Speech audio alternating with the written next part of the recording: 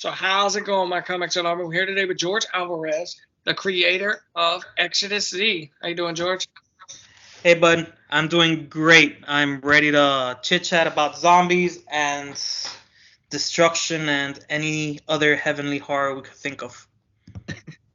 So what type of zombies do you have? Do you have the traditional zombies that are slow and dumb, or do you have... I think we're going to start off with the traditional zombies. It's going to be a 3-issue series, and it follows the beginning, a couple trying to find their escape from the zombie apocalypse. So in the very beginning, you have your slow zombies and whatnot, just to build up that rhythm, and it's gonna get very crazy very quick. So they're trying to escape the zombie apocalypse. They go and they're searching for their church. The Church O' Grace is what it's called in the book. And we have the preacher that ends up creating a pathway for them and being saved to their final exodus. They end up going to heaven.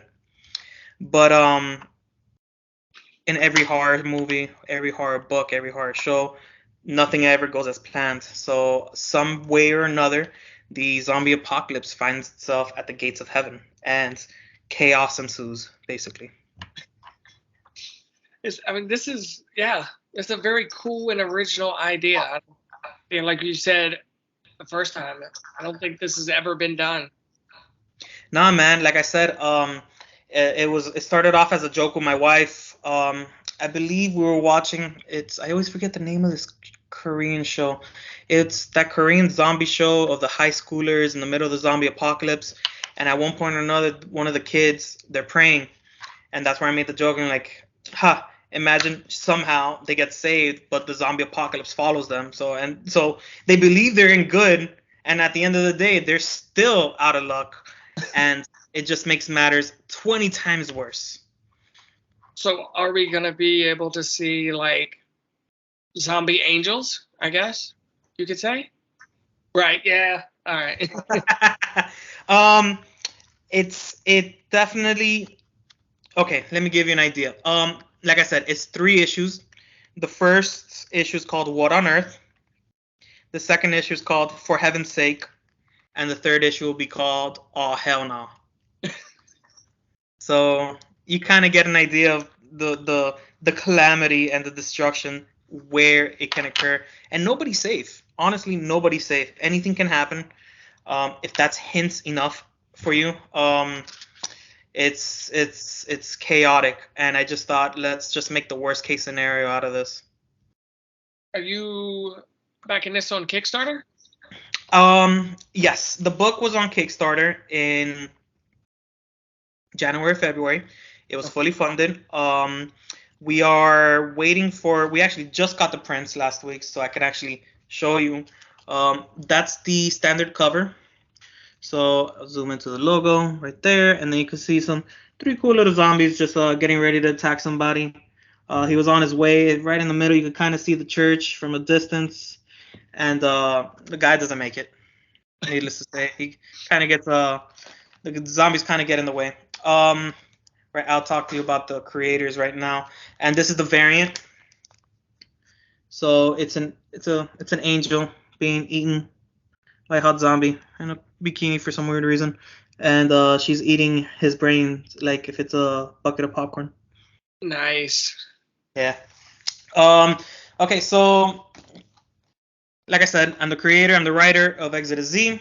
I have my main inker artist. His name is John Epple. The colorist, his name is Edgar Wolf, and the letterer, her name is Nikki Powers. John Epple does the standard cover, and he does all the inks and the line art for the book itself. And Edgar also does the coloring of both covers. The other cover is by John Sakokatsis, colorist as well as Edgar Wolf, and we're actually preparing an Indiegogo where we're gonna do a second variant, which is actually by Jay Red. He does this cool book called Abducted, and it's an alien book, and he actually did one of the pinups. Actually, I'll be able to show you. Um, this is basically already kind of packaged for the most part for the Kickstarter campaign, but the Kickstarter campaign also comes with a whole bunch of little pinups, stickers, and some people even get these cool pins. You have one right there. So let me show you real quick. So it's basically the logo with a backer card as the standard cover.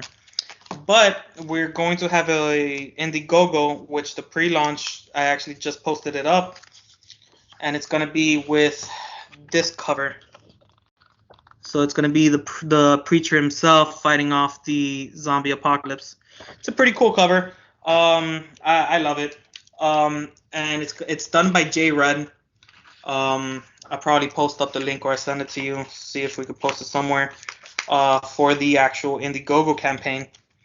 I just posted it up today, and the Indiegogo campaign is going to be basically that cover with an exclusive pin, because that cover's majority is red and purple. So while we have the regular pin here, which is the orange background, the Indiegogo is going to have a purple background. Yeah, I like the purple.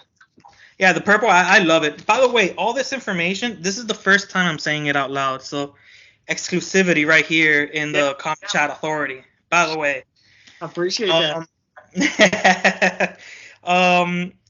And I really want to make sure that I have all my ducks in a row and I have the proper funding to continue the story, because for the most part, Kickstarter did fund a good chunk of it. I think it was $3,200, and Kickstarter fees and all those other fees drops down to like $2,800, and I put a good part of it of my own money. So the Indiegogo is basically going to be printing costs and recuperate a little money, so then I could actually start shooting it towards issue 2, because I want to be able to hit issue 2 as quickly as possible.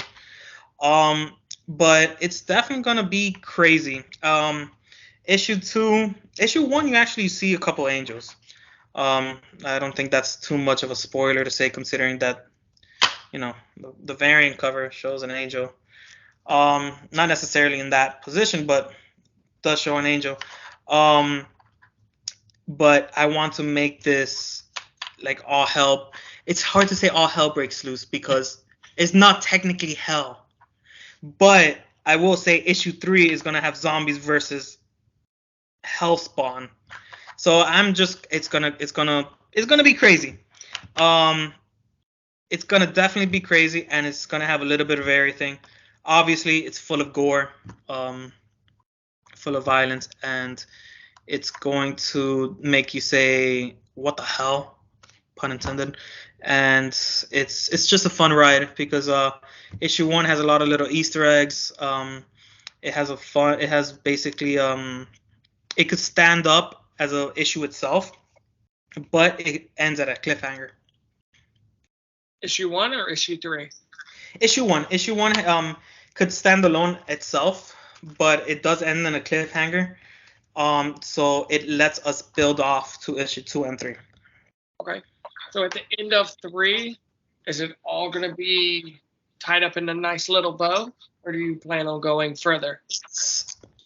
Issue 3 is definitely going to be all tied up in a nice apocalyptic bow. We are doing we're joining up with Travis Gibbs in an anthology called The Collective, or Stories from the Collective. I know I'm saying it wrong right now. And I think it is. I believe so, but we're going to be in their Halloween 2023 issue, which is going to have a 6-page story that's going to be a side story for issue 1. So there is like a little Easter egg that occurs in issue 1, which we're basically going to jump into it, but it's going to be exclusively in the anthology. So we're going to have little stories here and there just to tie up little loose ends, or add a little bit here, add a little bit there. Things that weren't able to be put in the book, we have it as mini stories. But for the most part, it's going to be at least 3 main issues, plus a couple offshoots. Is your book with Travis already written? Is it finished? The story that we're doing for the collective is written. It's gonna be with the usual crew. John Epple, lines and inks. Edgar Wolf will be colors, and Nikki Powers would be the letterer. John is doing the lines right now. I believe he's already on the final page, and then he's gonna start working on inks. And we're doing it pretty quick. We already had the idea of the story, so it's not like we're starting from scratch. Um, I think the longest part would be John himself, just doing the basic lines, just to figure out how the story's gonna look. And once he's done with that and he gets to the inks, it's gonna go fairly quick. I believe the issue that we're gonna be in will be in October of this year. So it's not that far away. It's pretty close. It sounds far, but you're blinking, it's here already. Dude, the Kickstarter itself finished in February. Kickstarter holds the funds for like 2 weeks, and then afterwards it was just the completion of the book, which when we funded in Kickstarter, I believe we were halfway through the book. The remaining will be the funding of the remaining of the book, and we finished off everything early last month. I sent it out to Comics Wellspring for printing. They take a little bit, which is fine because the quality is, hey, it's the quality. I love it. This is my first book, so this is my debut book. It's my little child. So I'm like a child in a toy store. Every time I look at it, I grab it myself and I just keep looking, and I'm like, I can't believe I did this. I lost my train of thought. Oh, time frame. Yeah, time's gone super quick because I thought we were gonna be done with everything by May, and it looks like it's gonna be July. But I've been constantly doing updates. I've been telling the backers, for the most part, as the backers are happy as long as you're constantly communicating with them.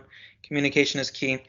I learned that from all the books that I've backed at this point, that as long as they're communicating, you're pretty much set. You have to expect delays, especially for a newbie like myself, which I feel like I've done an amazing job. And it's worked out. Literally, I'm just waiting for them to for the books to arrive because I approved the proofs. Everything was perfect, and it's just a matter of just playing the waiting game. Okay. Comic-Cons. Do you have any planned? Whew. Originally I had contacted Florida SuperCon, the one in Miami, and I guess besides the fact that it's right now and the books didn't arrive, so it kind of worked out that I didn't get accepted. But they just never responded to the application. I guess it's because I'm new. I actually did get a response though for August. If you bear with me 1 second, I'll tell you the name of the convention because I just received the email and I was like, oh shoot, they actually accepted me. UltraCon. Tell you right now where it's located. But UltraCon, I think it's a little bit more up north. It's closer to the Central Florida area. UltraCon. I applied to like maybe from now all the way to December 2024. I applied to all the cons I was able to apply. So I lost track at this point. When I saw them say, oh yeah, you've been accepted, now pay. I'm like, cool. I have to pay, but cool. I wasn't expecting them to actually accept me right off the bat. Damn, it's such an issue finding the. Oh, West Palm Beach. It's not that far. West Palm Beach, August 25th to 27th. I want to say by then the Indiegogo will definitely be completed. So I'll probably even have the third cover for the book by the time I hit the convention. Okay. Yeah, no, just to get accepted. We'll worry about paying the money later. It's just I was surprised, honestly. It's just I guess there was a difference between I think I had applied to Florida SuperCon. They ask you for all the links and whatnot. Kickstarter was still pretty active. So they must have looked at it and they probably said, oh, this guy doesn't have enough experience or something, or the book's not even ready, or they're still going through it, which is fine because I didn't expect these delays. So perfectly fine by me because I wouldn't have been able to produce those books and I wouldn't have been able to offset that cost of going to the convention. But UltraCon definitely, I'll have everything prepared. I'll have everything ready. I need to figure out, make myself a little banner or something. It'll be my first convention as an actual person in Artist Alley. Yeah, which I think that'd be exciting. Yeah, man. It hasn't hit me yet. I think once I see them debit my my bank card for the amount for the table, then I'll be like, okay, this is real. Or the morning or the night before, you know. Oh yeah, I'm gonna be probably freaking out the whole time, just thinking like I need to drive up there, I need to make sure I get on there on time. Then I've already been thinking like, how do I get in? Like, do I go to the main entrance or their side entrance? I have no idea. First Right. con, so as a vendor, so I'm gonna figure it out. But I'm holding myself back on that up until maybe 2 weeks prior. There's no point into freaking out now, 2 months in advance. But hopefully everything's gonna work out. Well, after your first con, we gotta schedule a interview and see how it went. Hell yeah, dude. I'm an open book, so you could follow my adventures with producing my first ever comic book. All right. What social medias are you on? The most active one is Instagram. I have Facebook and I have Twitter as well. Twitter and Instagram, it's the Comic Unknown, and then Facebook is just Comic Unknown. It's an old handle that I had back when I was reviewing comics.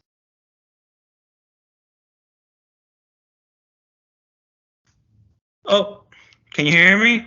Yeah, I can hear you. Okay. Okay, it showed me a loss of connection for a second.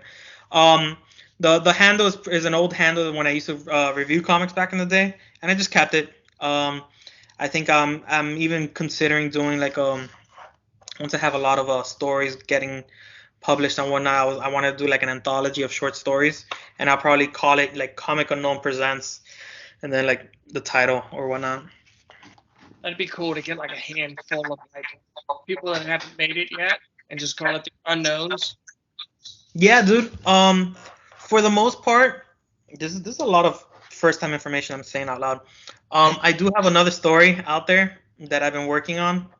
Um, it's called right now. It's called Escape the Light, and it follows this random dude. He works in a supermarket, and he just wakes up in the middle of the night, and he thinks it's already time to work because he just sees like a flash of light outside his window. He's like in a basement apartment, so he looks at one of those those rectangular windows all the way up there. He sees light, and he's just thinking, "Crap, my clock is busted. I gotta go to work." So he grabs his like bean burrito and whatnot. He starts getting dressed, and when he goes outside, he sees that it's pitch black, and it's not even morning. It's like 2 o'clock in the morning, and it ends up being that there's a zombie. I'm about to say zombie, an alien invasion going on in the middle of the night in this town, and basically they zap people to dust for the most part, and that's all I'm gonna say right now.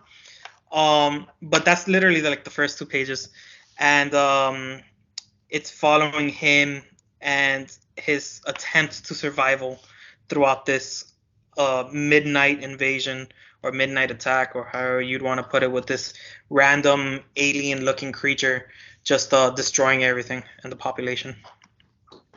So definitely have that on the side. That's pretty cool. What advice would you have for new creatives? Don't give up. That would be my first thing. I have a Dropbox where I started putting all my ideas, and for the most part, Exit Z is actually like my third story that I started putting together. I have one major story that hopefully that I'll be able to properly produce in the future, where it was basically fragmented ideas, and I managed to put them together. Exit Z as well. It started off as a joke in one way, and then I ended up figuring out, oh, this scene will be cool, this scene will be cool. And it ended up being 3 separate stories, and then I managed to figure out a way to edit them and transition them together to make it into one issue. And I just kept on. I kept on at it. I kept on messing with it until I had some form of a product, I guess. It's like I said, I'm not one to preach. I'm not one to say anything because it's literally my first book. For all I know, it could be just end right there. Knock on wood, which it won't. But I just had to stay focused on it and just tell myself, don't give up, even if it takes forever. Exit C itself, I started it with John last year, March, and that's when we're getting the book out. So it took us a little bit of time, about a year and 4 months, 3-4 months, yeah. But I just have all my collected ideas. I started breaking them down in a Dropbox, different Word files, and then I started figuring out, oh, this idea and this idea, I could probably put them together, make it into something bigger. And I've done that enough times that I have like a list of like folders, like it's folder 1 to like 8 of just random ideas. Well, the first 3 or 4 are proper comic book scripts at this point, but the final 4 are just random ideas. And I just kept on throwing things in there until I managed to figure out a proper flow, and I just kept on pushing forward. It's tough to get into it for your first time, but you just need to keep on pushing forward, shoot it out there, make sure that you become visible, and just keep on going. Honestly, I would just say don't give up. Really quick, dead or alive, who would you like to work with?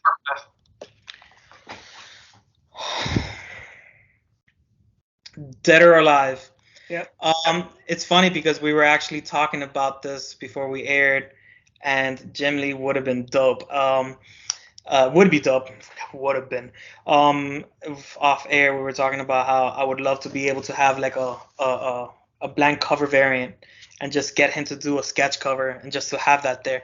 I wouldn't even like make copies of it. That thing will be framed in my wall as like wall of achievement. Like if I manage to do this, I am set. Right. That would be for artists. I'm very much a Gargoyles fan, so if I manage to get Greg Weisman, the creator of Gargoyles and Young Justice, to write a short story for Exodus Z, my mind will be blown. I'm pretty sure that'll be the best story of coming out of the Exodus universe at this point. But there's too many to count, honestly. There's just too many to count. There's a lot of great people when it comes to mainstream comics. There's a lot of people in the indie comic world where I'm collecting my coin just to make sure I could get something out of them. Like issue 1 itself, I think I may have overdid it, but at the same time, whatever. And I just kept on picking up pinup artists, people that I know, people that have been in my circles that I have on Instagram or Facebook. I've worked with very cool people. I've worked with Jay Red, John Sakokatsis, John Apple, obviously, Bob Garonellis, Billy Diamond Jr., Nicholas Mueller. It's just every time I see somebody that does something and their commission is open, I'm like, shoot, let me see if I can afford them, and then I'll figure it out. And I just get them in there because, man, there's more indie creators that I would love to work with just because it makes more sense and it's reasonable, and I'm able to actually get their work and actually use them. Then mainstream itself, it's just too many people to count, honestly, especially in the indie comic world. Is there anything you want to say before we gotta go? I have an Indiegogo pre-launch, like I mentioned earlier. Follow it, guys. It's also going to be the chance to pick up the main cover or the Psychokatsis cover. Follow us on Instagram, Twitter, and just watch us as we progress and try to make this into something big. I feel like there's a very good idea here, and it's not commonly seen. It does follow some basic zombie tropes, but you've never heard of zombies in heaven or zombies in hell. So, well, maybe in hell, but not in heaven. So hopefully this could become something cool, something big, and you get to see it from the very beginning. All right. Thank you for taking the time to come talk with me. Thanks, bud. I very much appreciate it.